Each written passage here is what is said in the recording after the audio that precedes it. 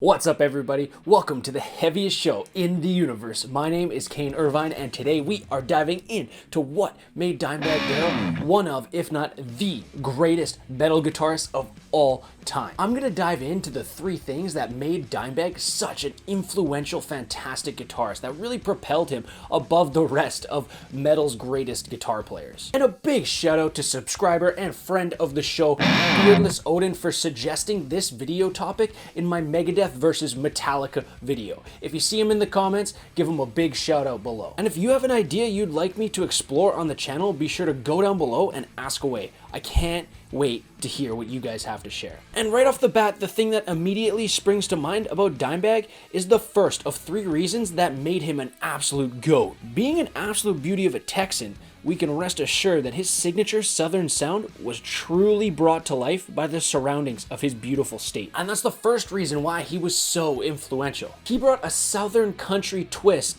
to what was usually a very West Coast upstate sound. While of course Dimebag was inspired by GOATs like Judas Priest and Metallica and Kiss, there was also a lot of country influences in his life growing up. And before Pantera, metal was mainly always coming out of coastal states like California and upstate metropolises like New York. Dime's old man had a country music studio and his mom was apparently a country musician, so Dime spent a ton of time around country musicians like Bugs Henderson. And the groove that would later be an integral part of Dime's sound was heavily lifted from fellow Texans ZZ Top, who Dime heard a lot of during his childhood. In a 1993 interview with Guitar World, he said, quote, "I'm not a super blues player, but I was exposed to the Texas blues sound while I was growing up, and that definitely rubbed off on me.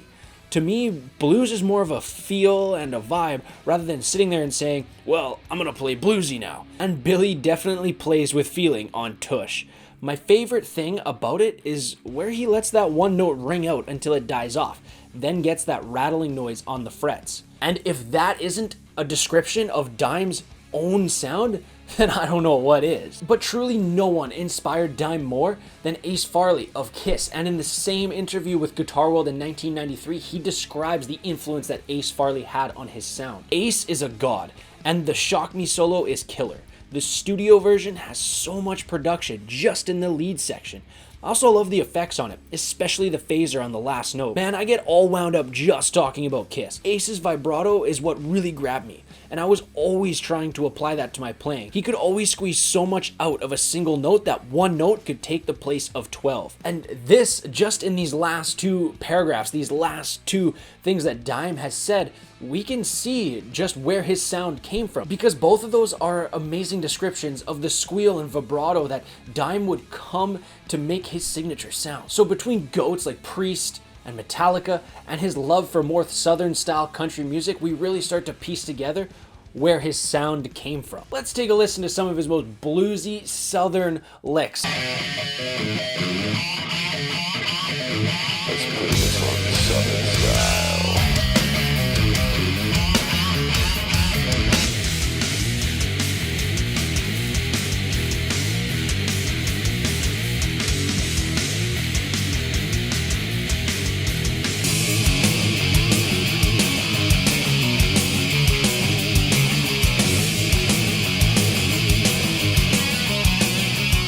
This sound was so incredibly unique at the time of release, and me, it still is today. Tons of bands have come into the groove metal scene since the 1990s, and not one of them sounds like Pantera. And if you're one of the people who thinks that Pantera just stole their sound from Exhorder, you are incredibly wrong. For instance, why didn't Exhorder get as big as Pantera?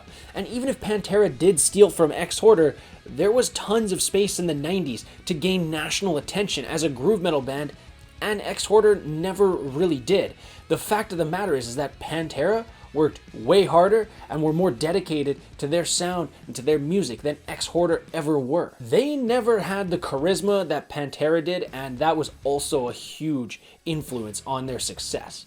Get f***ing wrecked, kid. So with all this new information about his past influences, we can begin to really nail down how Dime set the stage for generations of guitarists. What we have to understand is that in the early 90s, thrash was basically done and following the path of glam rock. Metallica, the de facto leaders of the underground metal scene, changed directions with the Black Album, leaving space at the top of metal's underground for a new band to shoot in. And because thrash was a been there, done that genre at the time, even the likes of Slayer or Megadeth couldn't take their place. Something new had to keep metal strong, with grunge coming up and taking a lot of airspace from metal. And it had to be heavy. And that was Pantera's stated goal. They were a little disappointed with the Black Album and wanted to make the heaviest album of all time, which led to the release of Vulgar Display of Power. Which, yeah, it's likely the heaviest album of all time, but the most fascinating thing about it is that there's only one guitar player. While most bands of this era spent so much time in their mixing, layering guitar tracks one on top of the other,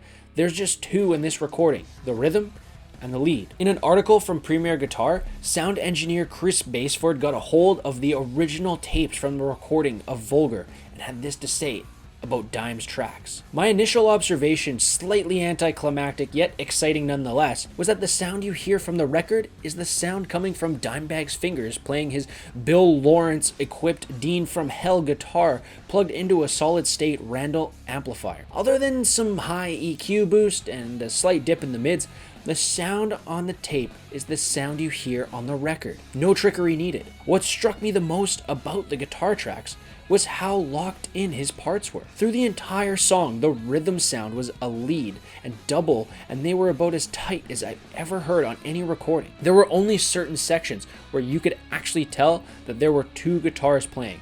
Amazing. Now, of course, props to Terry Date, who produced Vulgar Display of Power, but this is Dimebag through and through, and that brings us to key number 2. He created his own tone that was incredibly heavy and tight, and he did it on his own, making sure that the bass tracks always complemented the guitar tracks he was laying down. And this created that signature punch in the gut sound that we have come to know and love from Pantera. And their sound was never compromised live, being one of the greatest live bands of all time.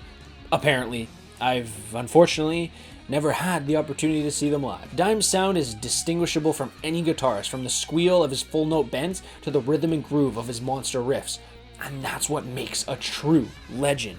Listen to any band that came out in the late 90s or the early 2000s and you can hear Dime's influence on their playing, from bands like Lamb of God and Slipknot and Five Finger Death Punch to the less obvious ones like Ginger and Revocation. Dime has his hands in the influence of 90% of the bands playing today. But let's be real, there's tons of guitar players that have influenced what's happening in the scene today. Guys like Marty Friedman and Dave Mustaine, Tony Iommi, James Hetfield, there's been no shortage of influential players throughout metal's history.